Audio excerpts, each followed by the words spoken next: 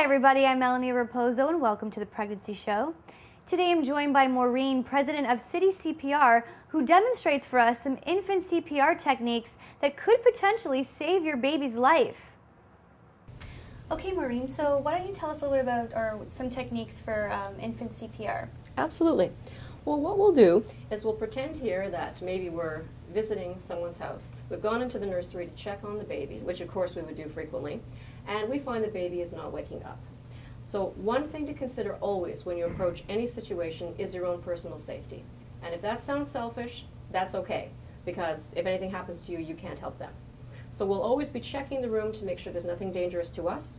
As I get closer to the baby, who's probably in the crib, as I reach over to try to wake the baby up with some gentle stimulation, right, usually flicking the palms of the hand, the soles of the feet, just gentle. Of course, no shaken baby, right, we don't want that. I'll make sure that there's nothing in the crib that could have caused a problem here. No stuffed animals, toys, pillows, puffy blankets, anything the baby could have gotten over her face, right? I'll pretend I don't find anything like that. She doesn't wake up. A big priority here is, of course, a 911 phone call. If I pretend that you're with me in the house, I would say, go to the phone right now, call 911, the baby's not waking up, come back, tell me what they said, confirm our location. Okay. Okay? If I was alone, I will have to handle that myself. Okay. Right. We then have some special letters we talk about in CPR, A, B, C, like the first letters of our alphabet.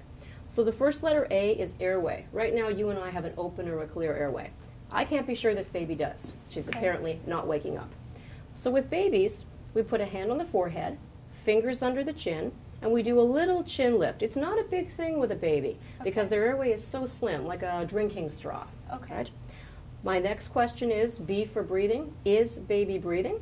I have to get really close, look at the chest for movement, and listen for sound and feel for air on my cheek. Okay. We do this for a maximum 10 seconds. So let's count it out.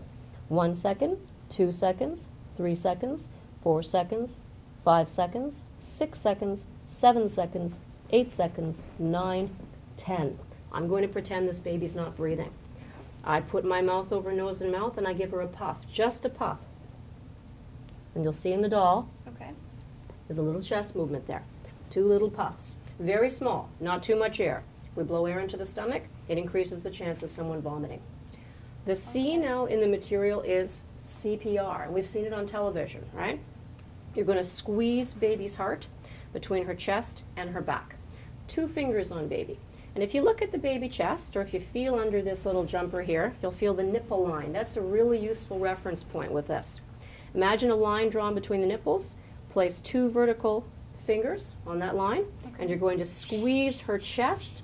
It's 30 chest compressions now, and I'm going to just move your fingers just a little bit like that so your nail's good, okay? And we're pressing. Okay, 30, 30, it's a lot. We can do that if your fingers get really tired and you need to brace your fingers or change hands. If you have to, right? Okay, and 30? We're up to 28, 29, 30, okay? And we're pressing down 1/3 to 1/2 the depth of the baby's chest. It's quite a bit. Okay. And these are solid little guys here, right? We then give 2 puffs. Okay. Now, of course, I'm talking today during this demonstration, but the whole point is we're moving quickly. Okay. So 30 and 2, 30 and 2, we're going to keep going.